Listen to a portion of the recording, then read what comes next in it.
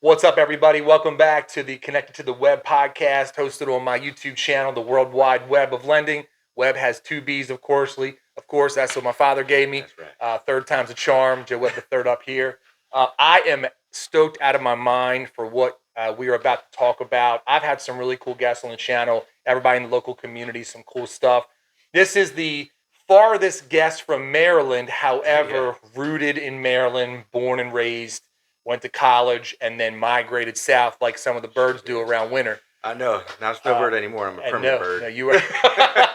And we'll talk about that. But one day it is very possible that this humble moment between two friends could turn into a pretty cool thing because my guy is blazing the path and he's flirting with some stardom. So I'm kind of excited about it. I'm excited too. And my name's Jose J.CRUZ.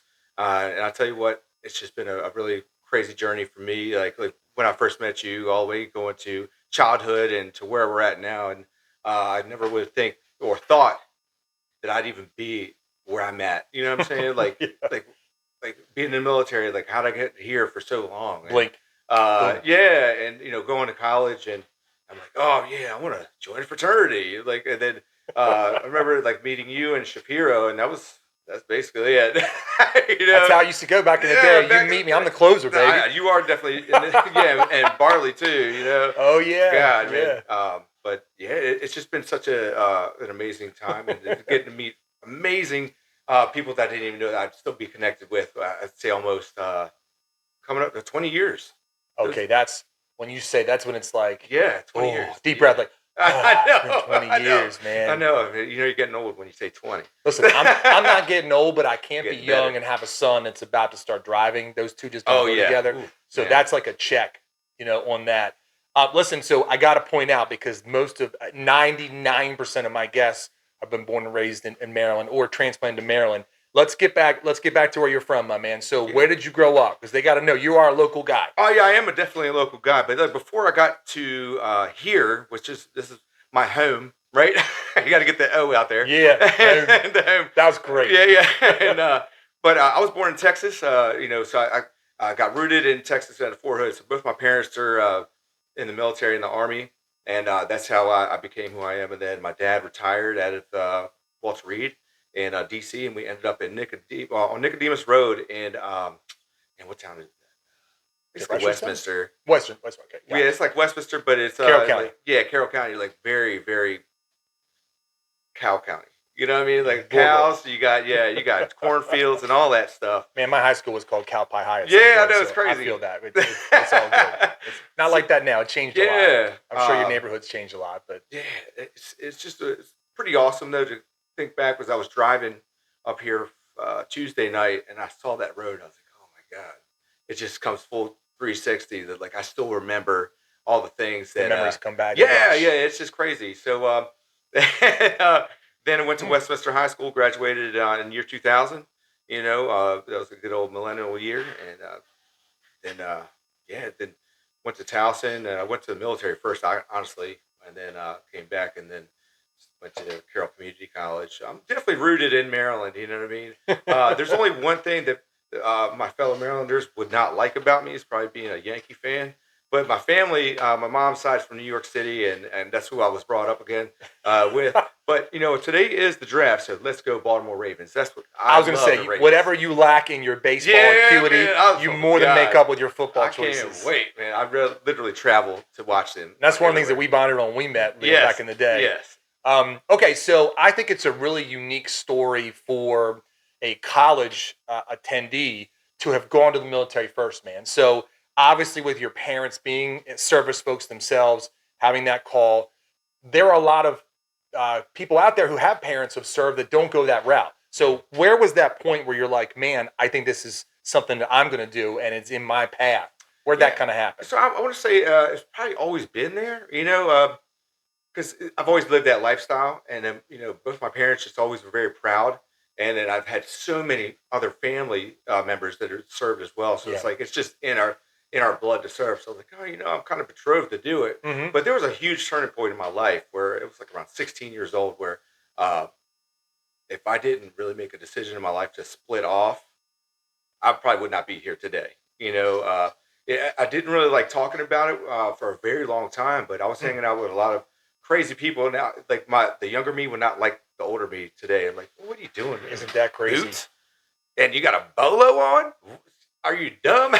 you know, but like I was shot at 16, and that was like in the mouth right here, and I spit it out, and I like 50 Cent because he had that little line in Let's slow there. down for a second. Yeah, I know I'm going This is crazy. part of your journey, and I know you're excited, but you just shared something that I don't know that many people, and I did know that, but I don't know many people know that what you just said.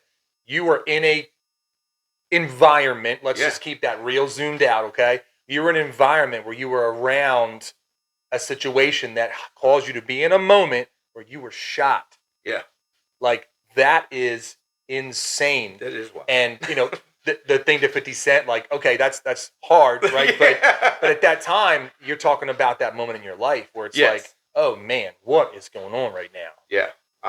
It was definitely a difficult part of my life. That like it took a long time to like grasp. Like, man, and I didn't really think about it. I just had to be like, all right, I had to move. Mm. I had to make like I watched a show called The Pivot, so that's where my pivoting point Yeah. was. Where I pivoted, I was like, all right, so if I keep going down this road, I'm not going to make it. Did you come to that conclusion to yourself? Did you have anybody in your life that was like, you need to go look in the mirror? No, I did it myself. Okay. Like literally. You think the man upstairs was part of that journey at all? It's always been there the my whole Okay. life, man. Okay. Honestly, Ooh, there goes the yeah, chills. I'm There goes the telling you, feels. he's been there my whole life, and even though like sometimes I didn't want him, like he's always just been right there, hand to hand, hold my hand. But it was like right there. If I was like, I keep on doing it, I'm not living past 25.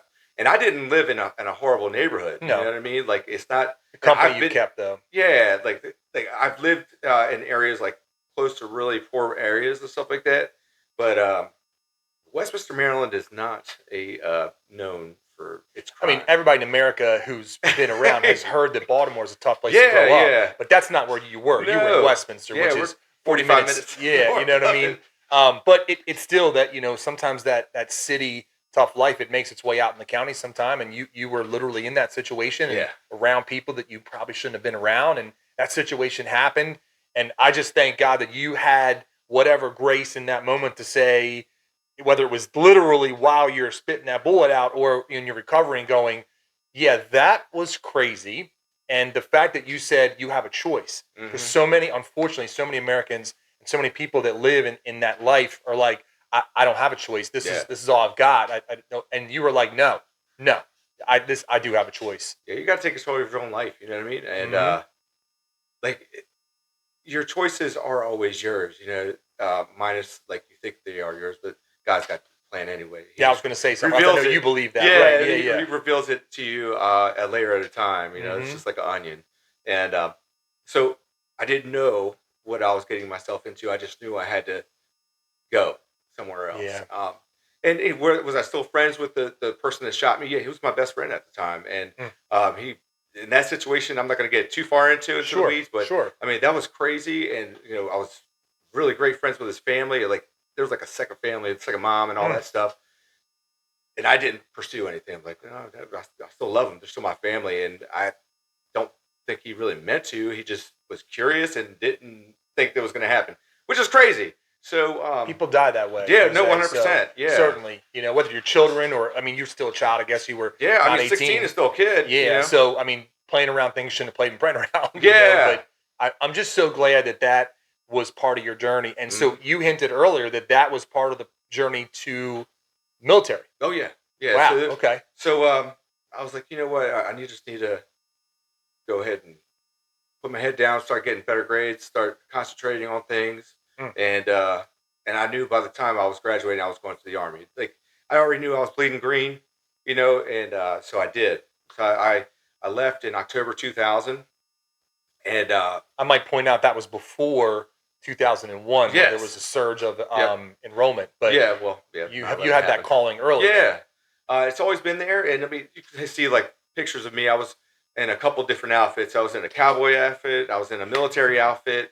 Or a football outfit, you know what I mean? And I love all three, you know what I mean? Yeah. It's just crazy to think that my my cowboy self actually is coming out now. Like It was let's kind of like survive. coming up, you had to kind of do Yeah, your it's thing, and then it always was like, there. I'm here. I know. Like in the '90s, I'm like, I love Biggie Smalls, but like, I was in Everybody that. did, man. I know, it's so great. Could not. But I do call today's country '90s rap because it's just so amazing. Like I still understand all the words and they're all telling stories. So that's why I do love the country. storytelling. Yes, and I didn't love country back then. There was nothing neither, I man. loved about. Ironically, country. J.CRUZ, one of our fraternity brothers, Yeah. He was like, "Hey, you don't really do the country thing," and I was like, "Yeah, it's just not my vibe." And he's Yeah. like, "I got a couple songs because you're a good dude. That when you hear the words, Yes. it might change." I'm like, back then, I'm like, "Make me a CD." Like, you guys didn't know what the hell that means right now.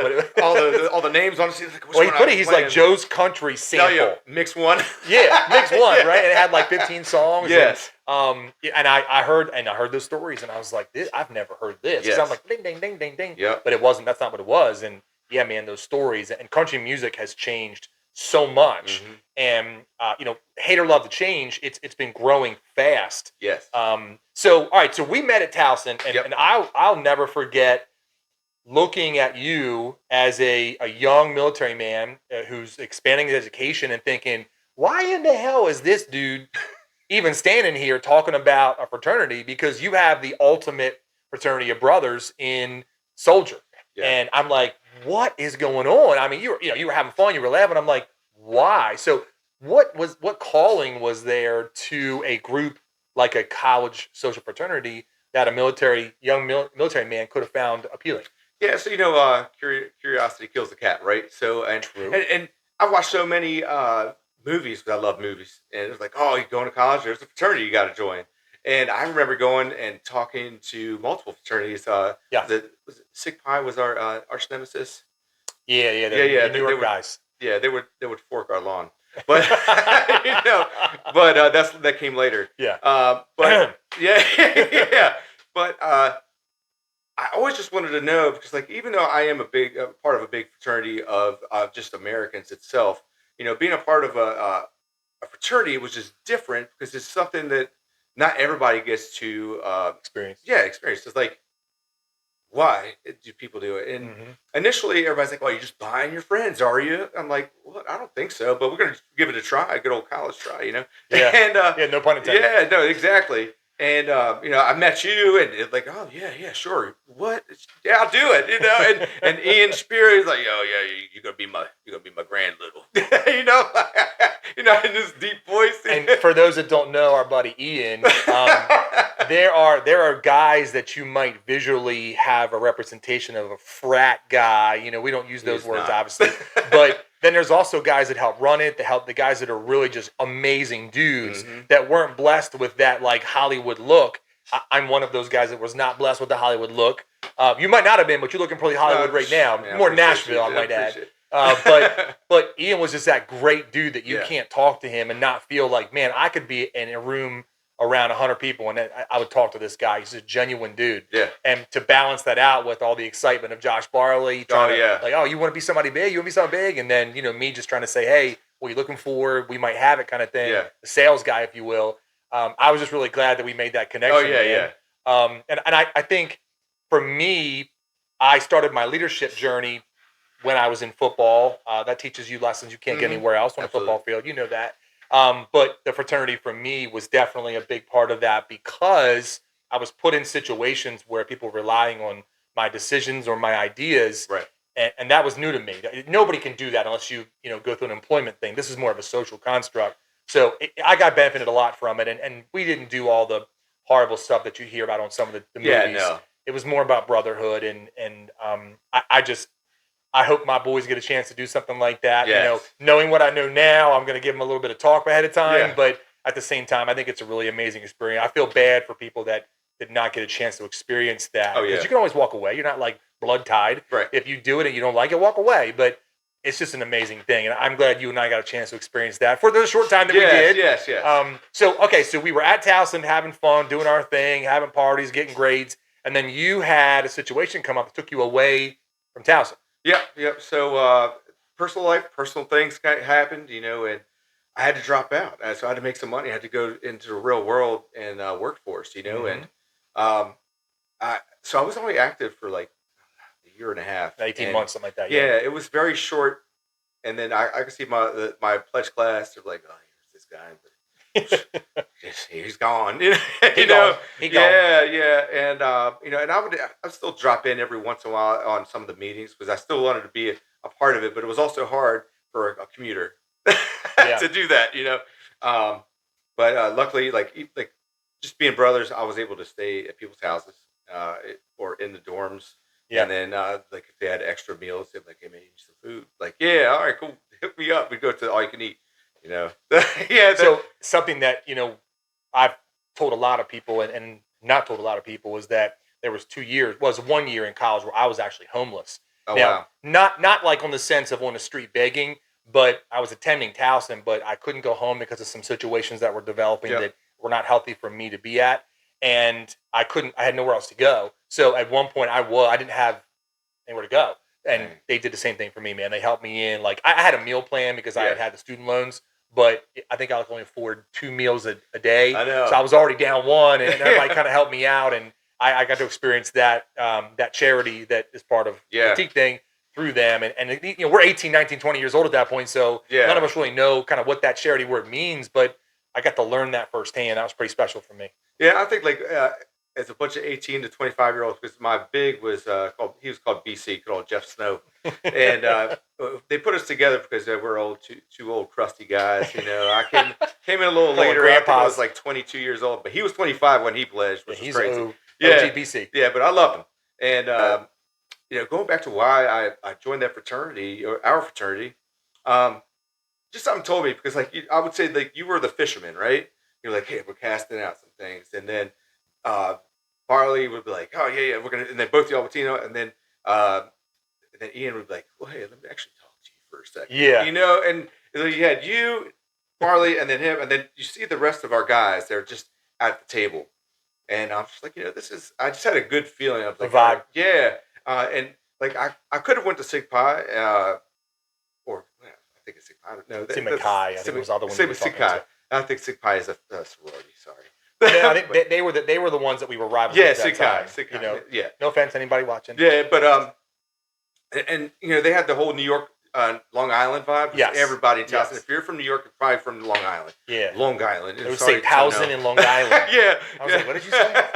It was hot when the girls said it. Long Island. I'm like, Long Island. Yeah. So, but all the Teaks, I felt like when we still had some sprinkles of New York, but there was a lot of Maryland. Yeah. And we were very proud of being Marylanders, and I just loved it. I was like, all right, cool, I'll do it. And so I was doing that, commuting back and forth, working and doing school full time. To work. Yeah, I had to work full time and go to school full time. And it's an experience in my life that I really am proud of because you don't have a lot of time to do anything. Man, when you're pledging, going to school full time, working full time, paying bills, and driving, to there. Like it's not like I live there. I mean, I wish I were. It's time you can't get back when you commute from. Yeah, exactly. But you got to factor it in. Other people just walk across the street. You had to factor in 40 minutes. Exactly, and then felt so awesome to be embraced by a huge group of guys that wanted to be successful in life, and didn't want to go out there like, hey, yeah, we're fraternity brothers. You got to do this. Like, no, man, we want to do this. You know what I mean? Like it's and when you embrace that, it's a whole different experience. Yeah. When you're like, you know what, I want to do this. I'm going to attack this challenge and do this. Exactly. Well, let's start figuring out how you started being, flying south a little bit. Let's kind of get into that and then share with the audience, obviously, how you got to where you're bringing up here today. Let's kind of go down that road a little bit. Yeah. So at some point, you're in Maryland. Yep. And tell me how you got to Florida. Where did that connector happen? Yeah. So I was with the Army National Guard while still going to school as well. And at one point, I wanted to get out of the current job. They call it MOS, Military Occupational Specialty. And I was like, where I'm at, I was at like somebody had to die for me to move up. I was like, well, I've been in aviation my whole career within the Army. I was like, let me be a Black Hawk crew chief. And they were like, oh, that's going to be about a year and a half. I was like, well, put me on the list. Might as well start. Yeah. Yeah, put me on the list. I'm going to try to find some other things, And I'm literally driving down 95, and these two A-10s are flying. I was like, oh, dang. But I used to be in Civil Air Patrol when I was a kid, a very short stint there. And I was like, oh, gosh, the Maryland Air National Guard. And So I just followed him right in the middle river. I said, "Hey, I want to be a crew chief on these planes over here. What's the deal?" Yeah. And like literally 5 months later, I've switched from the Army to the Air National Guard, and they took me all over the world, and I should have done it a long time ago, but I was supposed to do it right then and there, right? Yeah. God puts you in different places for a different reason. That time, yes, you're meant to see those A10s. exactly. Yep. And so I didn't plan on this because I had like just gotten out of a short like dating relationship, Yeah. and it just wasn't. She wasn't bad. She just wasn't for me. You know, Sure. and she's a nice lady, but I just wanted to go down there with my guys. I'm like, we're just gonna go out there, Just get relax. drunk, Yeah. and work on these planes, and just have the dude time, you know. And one morning we got up, I started drinking. You know, if you don't drink early, you're not drinking all day. You know, Love it. So at the end of the day, we ought to be able to be in character. Like if you break your character, you buy rounds for everybody. Everybody was eventually buying a round, regardless. Yeah. So we're at this restaurant, and this guy, he was like, "Hey, there's some really hot girls out there," and he was kind of suspect on what he thought hot girls were, you know. And he just kept bothering. So I was like, "All right, cool." So it was like literally 7 girls, 7 guys, and I just caught this girl's eye. Well, she caught my eye because she had beautiful green eyes, and I'm like, "Dang." So then, right there was the start of my journey of moving down to Florida. We would go back and forth. She'd come up to Maryland, and I'd come down here. But she was really trying to show me an amazing time in Florida. Her whole goal was to get me to Florida, you know, and She put those claws in. Yeah, and I'm like, well, I like Maryland, but I was honestly thinking about moving to Arizona. It was just another exit, and so I got deployed to Turkey, and we had to like actually have a relationship and talk to Oh, I each other. forgot you got deployed to Turkey at that point. So we actually had to talk. We did FaceTime, and when you're overseas, you got these like little 3G, 4G Wi-Fi pucks, and they suck. So like I'm getting mad at the puck. You know, People are hearing this going 3G. That yeah, really I know. existed? Yeah, it was crazy back in those days. Well, and still in the Middle East, like the technology is crazy. So I did all that, and then she coordinated my mom, my best friend, my family, just to be at the airport, saying "Welcome home" with the signs and everything. It just surprised the crap out of me. And I had already knew right then and there that if we could make it through that I was going to marry her. So Dude, that's got so it. cool. Yeah, got a ring, and then we got married. I moved down there. Well, I moved down there first, and then got married. But then my house was still for sale up here, which that was crazy. But I remember that. That was yeah, nuts. I even got buried like the little Saint Michael. I'm like, there's some house, you know. But so I get down there, and I get into another job, a different part of aviation. I'm not a crew chief anymore, so now I'm doing. It's called the America's AOC, and that is doing the airspace of Homeland Defense. So like we're prohibiting 9/11 from happening again. Before 9/11, we were looking at assets coming from the outside and not from the inside. It's like a domestic thing. Now we're looking at everything. Unfortunately, you had to look inside now. Yeah, so we're looking everywhere. So that's my job, and I'm about to retire there. I've been doing it 22 years now, which that's crazy. I never thought of doing bro. anything 22 years. Dude, that's crazy. Yeah. So I retired this year. I can't wait, and it's kind of bittersweet because then it's obviously we appreciate your service, brother. Yeah, I love it. Awesome, man. And I appreciate everybody that does do that, but not too many people actually appreciate us. They don't really know what we do, what we go through. Is it hard? Yeah and no, because I say no because we're all doing it together. Because if it's really hard or it sucks, we're all sucking it at the same time. So and that's what makes it easy. Because you're all embracing the suck. Yeah.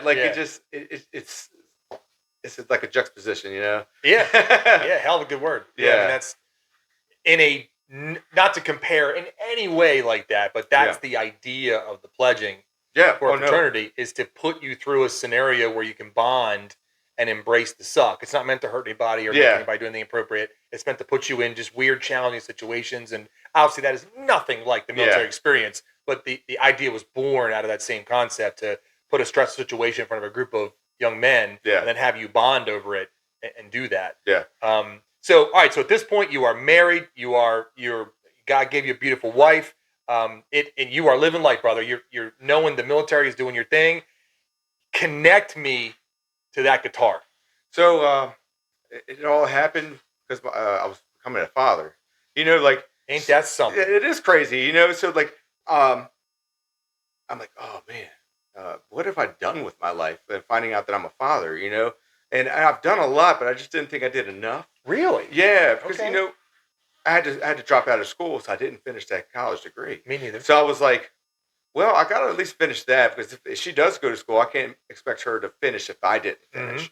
So I was That's like, fair. yeah, and then I was like, well, what else is there to do that in 20 years that if I did something so outlandish that I'm like, oh, you can't say you can't because I did some crazy stuff over here, Honey, I so, did this. yeah. You can do that. So I was like, I'll play some guitar, and COVID was starting to come in, and so I went to a pawn shop. A little cliche, going to get a pawn shop guitar. That's a hell of a story. Yeah, and I spent $50 on this thing. Woo! And All right. I was like, I'm not going to spend a lot because if I don't do It this, might. yeah, Right. because you got to get these good old calluses on these things, and it took 3 months to get it because like at one point I was like, I don't even feel my fingers; it just feels weird. It all came back to me now, and then so that's me playing, and I'm teaching myself on YouTube tutorials and stuff like that, and I'm recording myself, but then I also simultaneously go to a vocal coach. Her name is Alyssa Steffens, that in Sandestin, which is about a 40-minute drive from me. And I was like, well, I could sing at karaoke, but everybody sings great at karaoke, So yeah. So I was like, let me make sure if I'm going to go down this road that it's not. Yeah, that I'm legit. We've all seen American Idol. Yeah, The first couple rounds. Exactly, and so I get with her, and within the first 3 months, she puts me in her showcase, and that just kind of stamped that she had a faith in me that like, all right, that's pretty cool. And then once I actually did my first song, it was "Beautiful Crazy" by Luke Combs, right? Okay. And so I'm strumming, and I'm up there, and the lights are in my face, and I don't really see anybody out there. I'm like, oh man, I forgot the words. Really? Yeah, and I'm just strumming. I'm like, oh, what do I do? And then I just opened my mouth, and then the words came out. Oh, and shut then, up! I just got chills. Yeah, it was crazy. And then ever since then, I had to play 3 songs, but it went so fast, and I was like, oh man, I'm hooked. It's like a drug, like chasing that dragon. And I'm like, oh, I love that rush. And then at the end of it, my wife, like I had a lot of friends there that came support me. Okay. And my wife had my daughter there with a little trophy of congratulations, and it's in there, and I'm like, oh, this is gonna be way better than a Grammy one day. Anytime, this is the best. That's thing. a shelfer right there. Yes, it's just amazing, and so that showcase was not a part of your training. She actually had enough confidence to say, hey, you might want to just see how it goes. Yeah, she was like, you got to do three songs. So if you were breaking windows back at their studio, she wouldn't have put you in there. Yeah, exactly. So she heard something. She heard professional heard something and said, why don't you try that? And you did it, man. I did do it. So many stories from people that I hear and talk to, even interview for this podcast, they talk about that moment where they were standing still and they just took a step forward. Mm-hmm. You can call it a leap of faith if that's part of your spiritual journey, or you can call it just having the balls to say, knuckle up and go, you know what, I'm walking forward.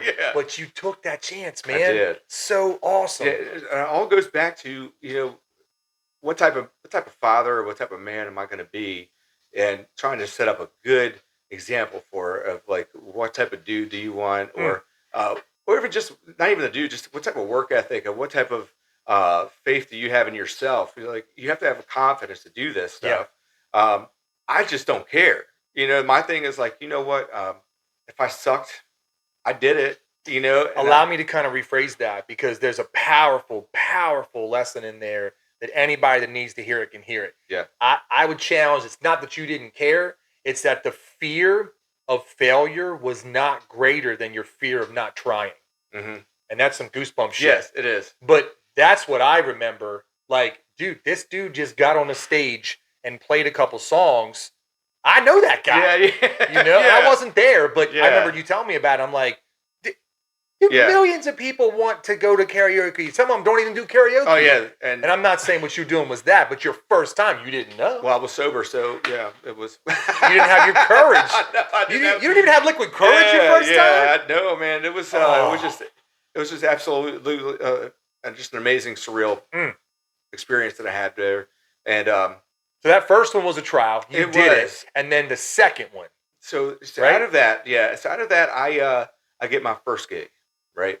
You are getting paid to do something that you tried and loved, and you happen to be good at it. Yep, that's when it gets real, bro. Yes. So, and everybody has a story about the first time you're playing, and then there's also stories about there's times you're not playing to anybody. But so my first gig was at Bruno's Pizza on 38, and I love Jeff and Brittany, and I continue to support them. They continue to support me as well, like you guys do too. Like it's just so many. I have a huge support system, and that first night was cold, and I say cold. It was like 50 degrees in Florida. You know what I mean? And there was nobody outside. Nobody. So what did I have to do? I was like, I still have a job. They're still paying me, so I'm gonna still play. And there might be somebody out there in these houses, because it's a big neighborhood too, that is actually listening. You know, so at Bruno's there wasn't a crowd. There wasn't anybody. Your gig was to sit there and do it, and whoever shows up, shows up. Yeah. Right? It wasn't like you were marketing yet. Yeah, I was so green. It was bad. But going back to the failure thing, right? In the Army, I felt like I couldn't fail. It's bad to fail. And now, and I posted this today on Facebook. I was like, somebody was like, well, when you're this old, you should kind of give up on your dream. You're not going to be a musician. It hit me hard, right? Took it personal, didn't you? Yeah, I was like, man, I'll kill you. Not really, but euphemism. Yes, and so I was like, no, you know what? If you're uncomfortable and you're failing, you're learning and you're doing something. There's a growth happening. You know, because like when I got promoted to Master Sergeant last year, I said, the best thing I ever learned is how to fail fast. Because you actually learn easier and faster through your failures, and like it's trial and error. We didn't become a great country that we are today just by saying, hey, we're great. You know what I mean? Like there was a lot of things that went wrong. Practice that preach. Yeah, there was a lot of things that went wrong to get to where this is the United States today. Whether you like it or not, we are here. And the country makes some mistakes, man. Yes, you didn't get it right every time. Our poorest person here is the richest person in some other third world country. Yep. I promise you that. Amen. But yeah, so and that was my first gig, paid, and that was cool too. Wow. And then I went to start playing on YouTube, and I'll never take these videos down, even though they're kind of embarrassing to me now. But I want to leave them there. And my plan was, I knew my growth would be seen, but I also wanted to be transparent and show that you start from ground zero and you suck to I suck a little better now. And there's still so much more I can learn, you know? Well, a 10 scale, I was at a 1, and now I'm like a 3. Yeah. Or maybe backwards. I was a 10 suck, and now I'm only a 7. I say a -10. I'm like, I'm maybe getting to 0 now, you know what I mean? Because I go around other people, and I'm like, man, they're so good, you know? And I had to learn a lesson from that, too, because at one point I was like, kind of comparing myself to everybody else. And I'm like, and I had to come to realize, it is. It's very, very tough. But I had to come to a realization. I'm like, hey, I'm in a different part of my life than what they are. They could have been doing this for 30, 40 years already and known all these things and been just seasoned. Learned their lessons. Yes. And I'm in the military and I'm doing this at the same time. And I want to be this, but I still have to do this and be committed. All you can be? Yeah. Well, I was aiming high. Sorry. After that, aiming high. I started with be all I can be. You got me on that one. That was awesome. I tried to throw a bone. You threw it right back at me. You try to be all you can be? No, I'm aiming high. Exactly right. But they all work together, right? Yeah. So that was good. That's when I had to go back and had to get a little bit of humility as well and be like, hey, you know what? Absolutely, man. I can't compare myself to anybody else, and I have to also remember to celebrate other people's successes because it doesn't take anything. You've seen the memes out there. It doesn't take anything to celebrate somebody else. You know, what? It just feels good, man. Yeah, it does. Giving somebody props for the work that they're going through, the journey they're on, the path that they are paving. It doesn't have anything to do with yours. It's not about jealousy, better or worse than my path. I love that, dude. Yeah. And I know that's a part of you that is so special that I hope other people get to witness when your career as it's going. Because that makes you so special, man. The fact that you're going to turn around, help somebody else up, or at least prop them up when they're doing their thing. Yeah. World needs more of that. The country needs more of that, but the world needs more of that. I love helping out people. And another thing at the end of the day, like, you know, my wife is like, well, you just want to be famous. I was like, I mean, it'd be nice, but I don't want the fame. You know, I want. What do you want out of it, buddy? So the fame, at the end of the day, what does fame get me? It gives me a platform, and it also gives me an opportunity to make a large amount of money, For your possibly. family. Not even, no, not No? even for my family. I mean, like I want to take care of my family. I want to set up generational wealth. Because I learned that too. Didn't come up with that. But like, so at 16, going back full circle, Mm. there was a nurse at school. Her name was Sandy Van Doren, and I was in there every day with these cracked teeth and just hurting. And she got my high school to front the bill for my teeth. Yeah. So if it She wasn't, cared. yeah, oh, I mean, I was in there. She knew me very well, you know. So, um, but like, I haven't really told this to publicly, but I'm doing it now. That once I am where I need to be, and I have that platform and I have that opportunity to do that. One part of my thing I want to do is set up a foundation for, in the name of Sandy Van Doren, to help out people that are just kids that are Oh my just like God. just so messed up. Like they're financially they can't do it, and they're just in a bad situation, regardless of what type of um, uh, what is it when you have like, oh, that kid's bad, a reputation, whatever Reputation. your Yep. reputation was. Still a good kid. I think every kid is good. They're just misunderstood, you know. And Dude, that's amazing. yeah, so I want to do that. Do you still have her contact information to know where she is in the I know a world? daughter, Okay. like her. So one day you could go back up that road and Absolutely, contact yeah. her. So like, her daughter and I were in homeroom since middle school, so, Yeah. so I can always go back. And then she married a friend of ours we were in homeroom as well. So I'll it's tell you, man, crazy. listen, life's full of fastballs, but life's also full of curveballs. Oh So yeah, if you have that passion, you might want to reach out earlier than you think because you never yeah. know.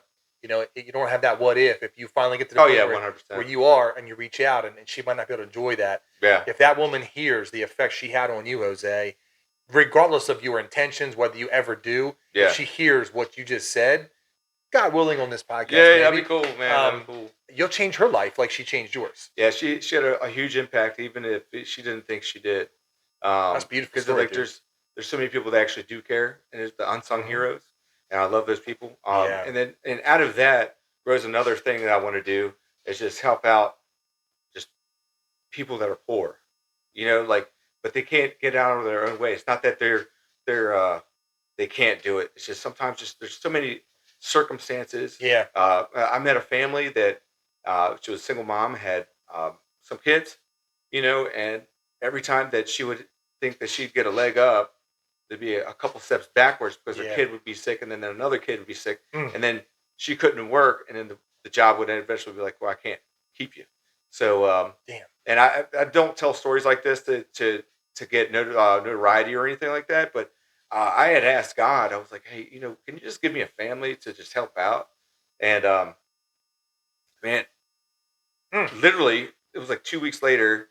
I'm playing a gig, and she comes up, talks to me, and kids are just running wild, you know, but they have a good time. Yeah. And she tells me her story, and I was like, dang. I was like, my first question was like, you do drugs? She's like, well, it's not that I haven't ever done drugs. I don't do drugs now. I was like, okay, everybody has a backstory. Yeah. And I was like, what is your do? What do you do? What's your story? What's your contact Yeah. information? Because I may be able to help her. I didn't want to tell her I was going to Sure. anyway. Sure. So for the next couple gigs, I was just collecting all my tip money, Oh, and dude. right, and I went to my wife and said, "Hey, we need some like these clothes. She's got kids. Anything that we can give her, just go ahead." And I've talked to a couple of my friends. Like, they got some 16-year-old, and you got all the way to 2-year-old. You know, so if y'all Yeah. have anything y'all trying to give away, it's going to go to a family. Jose, that's so amazing, Yeah, dude. it's like, and I don't even care. I just want to help somebody, but Yeah. because I see myself the way I kind of grew up. Because growing up, like when my mom and dad were together, they uh, we had money, and then when they divorced, we didn't. Like I mean, I was there. I went to soup kitchens. I went to the food pantry. Mhm. Got clothes from the mission, and it was we were on hard times. You That know? leaves its imprint on your Yeah, life. yeah, That's what I said earlier. The fact that you have the passion to turn around when you get to where you need to be, and God's got you on that path, hmm and you turn around and put your hand out for the next person. I mean, Tim McGraw has a song out about that actually, where he says, "When you get where you got to go in line, turn around and help the next person in line." Oh You yeah, know, And I mean, that's just humble and kind. Yeah, Excuse it me. is humble and kind. But the idea of that, you're living that, yes. bro. You're living that. I'm trying to live that, you know. And but you did. You didn't try. You did it, brother. You did it. There's more people out there that I want to affect. Right. You want to increase your net and help as many people as possible. And I tell these people, I was like, do not tell anybody that helped you. That's my biggest thing. I don't want that's amazing. The hoopla. I just want them to be helped out. Yeah. So so kind of, I know we're going all over the place. It's okay. But the time that I knew that I was going to stay in music and get out of the military, so I was in Boise, Idaho, and I was like, "What the hell is there to do in Boise? Eat some potatoes, you know?" That's what I would say. Yeah. So I looked up this thing, and there's this. I think it's Table Rock or Top Rock, and it was a 2-mile hike to a mountain that had a big crucifix on top of it. I get off the plane. Ooh. Yeah, I get off the plane on there for Air Force TDY, which is temporary duty, just for a couple days. And I'm like, hell yeah, I'm going to wear these cowboy boots and put my guitar on a strap and drink some bourbon while I'm up there. Amen. And I'm going to sing. And that was a hard decision to do. It was a wrong decision to do, even though I did it. Cowboy boots, jeans, and things. I don't want to say anything, yeah, but your feet probably hurt. Oh, no, it wasn't even that. My blood was boiling coming off that plane come from sea level. And because you're now you're above sea level. Yes. I didn't think about that. Yeah, and so I'm hiking. I'm like, oh God, this is hard. And then I just looked up, and you see the crucifix. I'm like, you did more. I know. I'm going. Okay, I'm going. I hear you. Yeah. I got it. I stopped a couple more times, Got but the I still message. made it. And I get up there, sing a couple songs, and there's something inside of me told me, like, hey, you know what? Come up for sunrise. Yeah. So I did my courses up there, and then the day I was leaving, I purposely set it to where I was leaving like in the afternoon. I was like, all right, cool. I got up, checked the sunrise, like, all right, yeah, it's going to take me about this amount of time to get up there. Okay. I got up to the top of the mountain, just sitting there, and I was like, hey, God, I have three doors. Which door do you want me to go through? I said, I'm going to go through 2 feet, not just one. Okay. I said, I could be a pilot because I was accepted to United Academy because I love aviation, always have. I could stay in the military and just continue on for a lot longer and get to the top where I can be, or I could be a singer-songwriter, and be an entertainer. Those are 3 amazing doors. Yeah, and ever since then, it's been God and music. I promise you. Ooh. Yes, and this past, like, it was like a week and a half ago, I was at one of my shows, my weekly shows. It's called That Cajun Place, and I'm sitting at the bar waiting to get paid out and waiting for some food. And this guy, I mean, he was always drunk, whatever. I was like, oh, hey, what's going on? Yeah. And he said, he came over to me. He's like, something just told me I had to come over here and just talk to you. I was like, all right. Okay, that's interesting. Yeah. And he's like, don't Google me. I'm not that important. I'm like, all right, I'm not going to Google you. He said, don't Google you? Yeah, yeah. I'm like, no, that's what I'm saying. Yeah. I'm like, all right, well, I'm not going to Google you then. But he did it for me. Don't Google it. But if you did, it would look like this. Yeah, so it was a UFC guy. He had like the belts and stuff. He started talking about UFC, but he was like, God just told me to come over and tell you that what you're doing now is what you're supposed to be doing, and keep going. Dude. What? Yes. I didn't think that was coming out of your mouth. Dude. Like, I almost cried. Ooh. You know what I mean? Like, I can see your eyes watering right now, man. It's crazy. Like, shit, you made me get all, I'm a baby about that stuff. And I've met so many people along the way. I met my first producer at a cigar bar because I do love cigars. Well, enjoy. I don't love them. But I met a guy. He was talking about God. We're smoking a cigar, and he introduced me to a guy named Roger, and he gave me the number to a producer that started producing my songs. Yeah, God and music. You know what I mean? Like, right place, right time, all the time. And at that point, seems random to other people. It was random. So, and that trip, I was up in Nashville, and it was for my 41st birthday. Not really anything. Not a milestone. Like the last year, my wife took me into Nashville. I was like, I love Nashville. And she's like, well, this year I'm not going to go with you. I got to do this flower thing. She was making all these flowers in Panama City Beach, but and shameless plug. Magnolia flowers. Yeah. And I was like, man, that sucks. I've never been on vacation by myself. You know, that sucks. I'm like, I got upset too.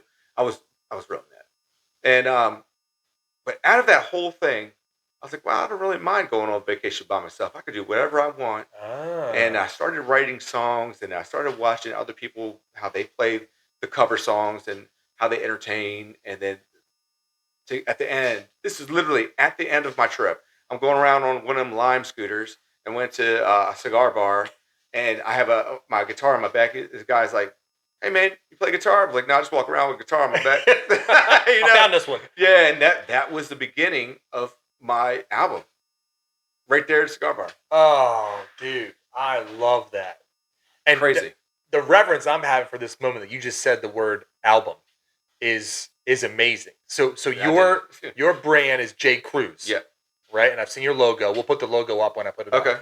And your vibe is, from what I'm hearing, it's kind of like soul country.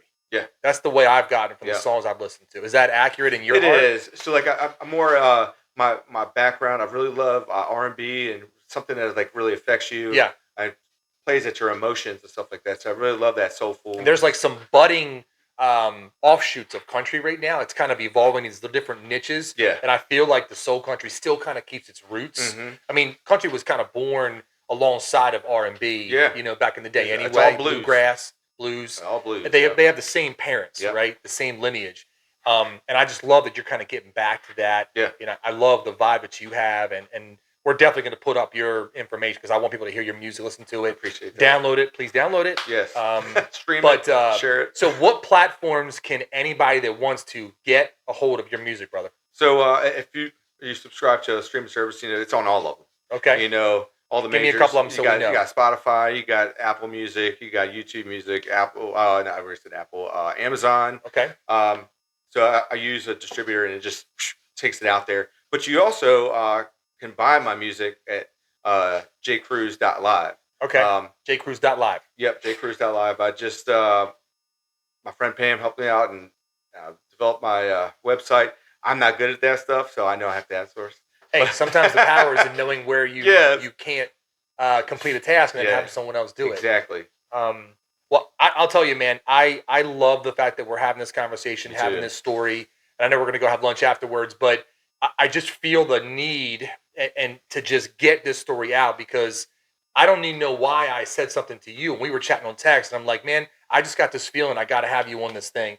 And you're in Florida. I'm in Maryland, right? That's where we met, obviously. And I'm like, are you ever coming back up to Florida? I'd love to get you on the podcast. And not because I'm trying to do my thing. It's because I wanted to have this conversation because I knew this is a powerful story. And I hope somebody hears our conversation and feels something from it because you got a badass story, man. Thanks, man. And I can't wait to see your career kind of evolve and God willing, come into something where you can turn around, as we talked about, and help those people you want to help. So just congratulations, brother. I'm so proud of you, man. Like legit, it's super pumped. And one day when you're on CMT and you're accepting an award, like I'm gonna be like, I know that guy. That's right. Like, check out Webby Double B. You know what I mean? Double B. Hey, don't forget the little people, man. I've been texting you that for 5 years now. Yeah. Don't forget the little people. Never. I never forget about the little people. I'm just kidding. All the little people are pretty big in my heart. You know what I mean? Because they fill up the little pieces and they make me who I am and would get me to where I'm eventually going. You know, I just feel blessed and just have an opportunity to come out here on your podcast, and I feel like we're both growing at the same time. You know, man. And I mean, I remember I refinanced a house with you over 10. Well, we helped you buy it. Yeah, exactly. And you're like, hey man, I got to sell that house. Yeah, I'm like, no. Yeah. So I mean, we've done brother stuff and we've done business stuff, and we've never let anything come in between us. There was nothing really to come between us, you know, because I think both of us know, like, hey, if it's business, we're talking business, and we just cut that line. And after the business is done, we just go do our. We're good old Montezuma and Snoop. And I appreciate the fact that every time we reconnect, it's like it was the day before, man. Yeah, there's something to that, and I just appreciate the journey that God put us on and putting us together. Absolutely. And I think it was meant to be, man. So all day, every day, man. It was awesome. Guys, I hope you enjoyed today's podcast. Hope you can download some of the music, check it out. He's got a real soulful vibe with the country twang. It's pretty badass. And listen to some of his, go dive down on where some of these songs come from. It's a special story. But appreciate you guys being here. I tell everybody it's on the podcast. It's called Connected to the Web, that now you've been connected. Oh, man, because it's a web of people and community. So I appreciate you, brother. Man. Love you, man. Thank you very much. Appreciate you. Yep. Hey, guys, thank you very much. We'll check you out soon. I'll be putting this up as soon as I can. Thanks, guys. You're now connected to the web, 2Bs. That's what I'm talking about.